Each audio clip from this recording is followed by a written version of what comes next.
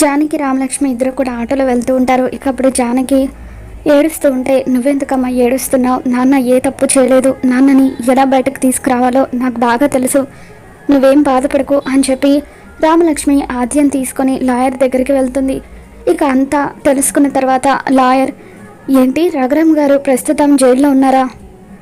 ఆ ఇంటమ్మాయే ఆయన మీద ఆయన చెల్లెల మీద కేసు పెట్టిందా అని చెప్పి అంటూ ఉంటాడు. రఘురామ్ గారు ఏ తప్పు చేయలేదని మీరు అంటున్నారు, కానీ ఆ అమ్మాయి తప్పు చేసిందని నిరూపించడానికి మీ దగ్గర ఎటువంటి సాక్ష్యాలు లేవు. ఆ అమ్మాయి దగ్గర రఘురామ్ గారు ఆయన చెల్లెలు తప్పు చేశారనడానికి అన్ని సాక్ష్యాలు ఉన్నాయి. కాబట్టి ఈ విషయంలో నేనేం చేయలేనమ్మా. రఘురామ్ గారు కోర్టు నుండి జైలుకి వెళ్ళడం తప్ప మరొక మార్గం లేదు. ఆయన బయటకు రావడం కష్టం అని చెప్పి అంటూ ఉంటే, పదాద్య మనం వేరే లాయర్ దగ్గరికి వెళ్దామని చెప్పి రామలక్ష్మి అంటూ ఉంటుంది.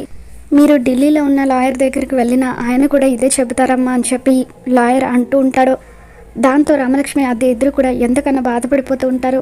వీడియో నచ్చితే తప్పకుండా లైక్ చేయండి.